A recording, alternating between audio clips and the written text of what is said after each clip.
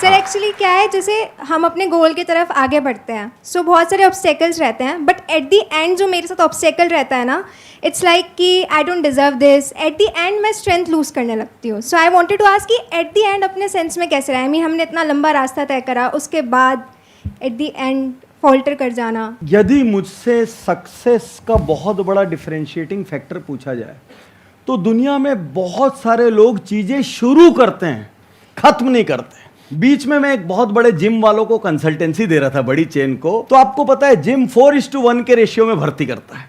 तो जब 5 लोग मान लीजिए ज्वाइन करते हैं तो 4 लोग 15 दिन बाद जाना छोड़ देते या 1 महीने बाद जाना छोड़ देते। कितने लोग ऐसे जिन्होंने जिम स्टार्ट किया जाना छोड़ दिया। तो यदि सक्सेस का कोई सबसे बड़ा डिफरेंशिएटिंग फैक्टर है वो ये है कि आप उसको फिनिश करते हैं कि नहीं। कंप्लीटनेस, 2 सी याद रखिए। यदि 2 सी आपके पास हैं तो आपके पास टैलेंट कम है या ज्यादा इंपॉर्टेंट नहीं है। 1 इज कंसिस्टेंसी, कि आप हर दिन करते हैं कि नहीं। एक बहुत बड़ा बगीचा ऐसे थोड़ी लगता है, एक एक पौधा करके लगता है। ऐसा थोड़ी एक रात को सोए उठे बगीचा लग गया, तो पौधे पौधे करके लगते हैं। एक पहाड़ को भी आप चढ़ते हैं तो कदम कदम। तो 1 इज कंसिस्टेंसी, डेली आप उसको कर रहे हैं कि नहीं कर रहे। सेकेंड इज कंप्लीटनेस, जब आप कर रहे हैं उसको आप कंप्लीट कर रहे हैं कि नहीं कर रहे हैं। और एंड में यदि आपकी हवा निकलती है तो एंड में you need to have an environment. आपके पास कुछ ऐसे दोस्त होने चाहिए जो आपको धक्का लगा के रखें। उस गोल से आपका इतना इमोशनल कनेक्ट हो जाना चाहिए कि आप कल्पना भी नहीं कर सके कि ये मिस होगा तो कितना पेन होगा मुझे। यदि इफ नॉट देन व्हाट, यदि ये नहीं हुआ तो क्या। तो एक्चुअली आपका प्रॉब्लम थोड़ा विचित्र है, लोग शुरू में ही छोड़ देते हैं, एंड में आने के बाद तो स्पीड आ जाती सब में। राइट, क्योंकि रिजल्ट मिलने लग जाते हैं। हाँ, क्योंकि मंजिल दिखने लग गई। हाँ। तो अब नहीं छोड़ रहे हैं। तो उस वक्त 1-2 बढ़िया वाले पापी दोस्त जो आपको पुश करें हैं। हमें ये चैनल क्या कर रहा है, आप माहेश्वरी जी का चैनल देखते हैं, आप एक दिन कोई एक वीडियो इनका देखते होंगे, कम से कम 5-7 दिन चार्ज अप रहते होंगे, जोरदार है। उसके बाद फिर से थोड़ी हवा लीक होना शुरू हो जाती है, तो फिर से आप चार्ज अप हो जाओ। तो जब गोल के पास पहुंचो तो इनके और हमारे वीडियो ज्यादा देखना उस वक्त। Excellent point. हाँ,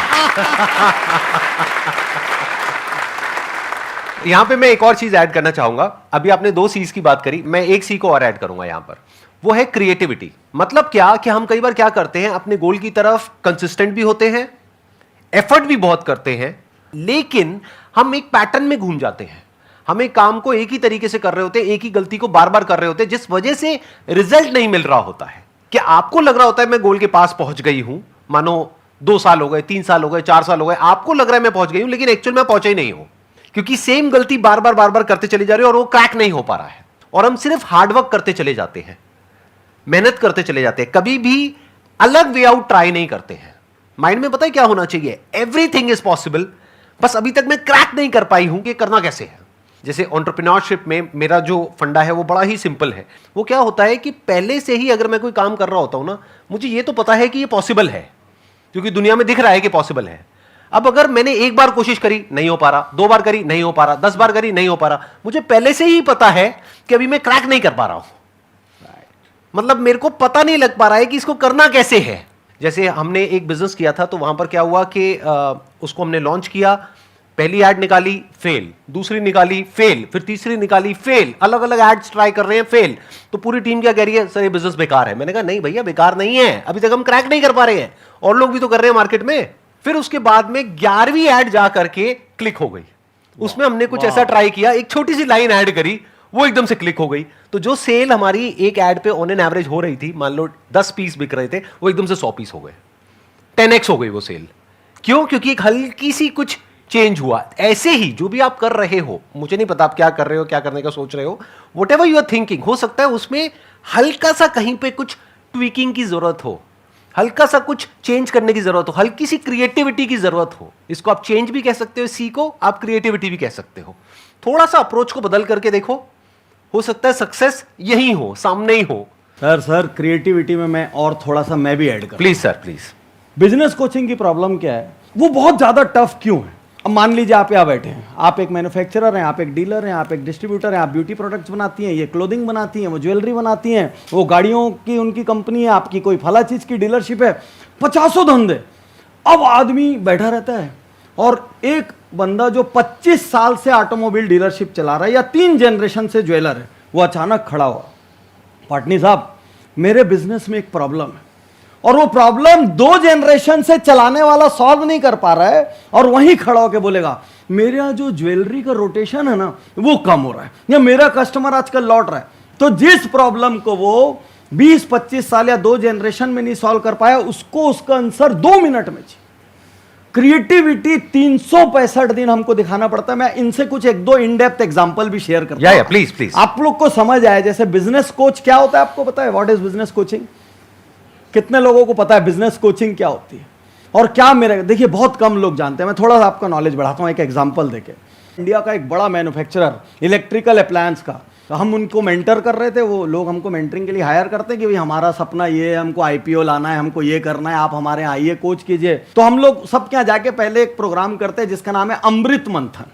तो अमृत मंथन में क्या करते हैं, हम हर कैटेगरी के 2-3 स्टाफ को बुला लेते हैं और उनसे कुछ भी सवाल पूछते हैं और उनको बोलते हैं जो उत्तर हो देते जाओ, बस ब्रेनस्टॉर्मिंग लिखते जाओ, क्योंकि उनसे अच्छा इनपुट कोई नहीं दे सकता। आधी क्रिएटिविटी वहां से निकल के आती है। एक किस्सा आपको बताता हूं, मतलब बड़ा इंपॉर्टेंट किस्सा है। इसी मैन्युफैक्चरर के हम गए, तो एक बंदा कहता है खड़े होके, स्टाफ क्रिएटिविटी की बात कर रहा हूं आपसे, खड़े होके कहता है धीरे से, सर चोरी रोक लेंगे ना, हमारी कंपनी का प्रॉफिट बढ़ जाएगा। अच्छा, मैं उस बंदे से धीरे से पूछ भी रहा हूं, भाई चोरी कहाँ पे हो रही है? वो बताया नहीं, उसको लगे डर रिटेलिएशन का। मैंने शाम को एक स्पीच दिया संदीप भाई, एकदम मोटिवेशनल आग लगाना। मैंने लोगों को बोला इस कंपनी से तुम्हारी रोटी चलती है, तुम्हारे बच्चों की स्कूल कॉलेज चलती है, तुम्हारे माता पिता का इलाज होता है, ये कपड़े जो तुम पहन रहे हो इस कंपनी की वजह से, ये कंपनी के तुम मालिक हो। यदि यहाँ पे चोरी होते हुए देख भी रहे हो तो तुम खुद उस चोरी का हिस्सा हो। कई कारणों से तुम नहीं बताना चाहते, लेकिन आज मैं तुमको एक मौका देता हूं नमक का कर्ज अदा करने का। कल से इस फैक्ट्री में इस जगह पर एक बॉक्स रखा रहेगा और 7 डेज तक वो बॉक्स वहां पड़ा रहेगा, और 7 डेज तक आपके पास अपॉर्चुनिटी रहेगी। और वो बॉक्स ऐसी जगह पे कि सबको नहीं दिखता, उसमें खाली जाके एक पर्ची में लिख के डाल दो, नाम भी मत डालना, ये लिख दो कितने बजे चोरी होती, कहां होती, कैसे होती है। मैंने उनको एसओपी दिया, मेरे अलावा कोई उस डब्बे को नहीं खोलेगा। सेकंड, उसमें किसी ने किसी के लिए कुछ भी लिखा तो उस पर कोई कार्यवाही नहीं होगी, मेरी गारंटी है। आपका नाम कभी भी लीक नहीं होगा। You always need systems, SOPs.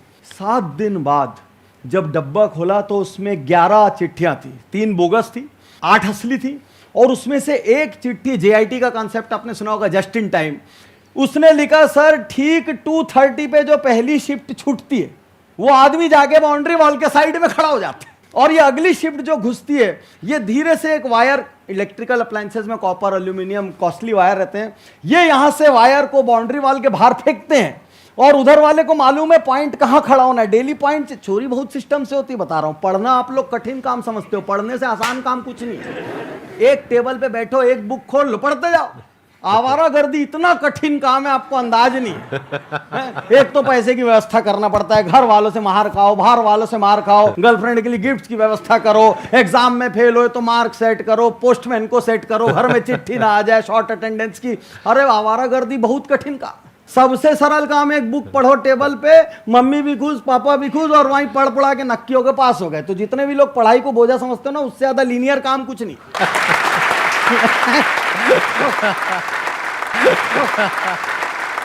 तो उसने क्या बताया, बोले सर मैनेजमेंट का इतना भयंकर यूज मैंने किसी सिद्धांत का देखा ही नहीं। हम लोग एक जेआईटी बोलते हैं जिसमें बिल्कुल भी टाइम वेस्ट नहीं होता। बोले ठीक 2:35 पे एक बंडल उधर गिरता है और उधर वाला गाड़ी से उस बंडल को उठा के निकल जाता है। तो बोले ऐसे कितने बंडल गिरते हैं? सर पूरी बाउंड्री से गिरते रहते हैं, जिसके हाथ जो लगता है। सर 1 महीने बाद जब मैं अगली बार वहां गया, ये तो सिर्फ क्रिएटिविटी थी ना, मैं इलेक्ट्रिकल अप्लायंस नहीं बना सकता, I am not a technical expert.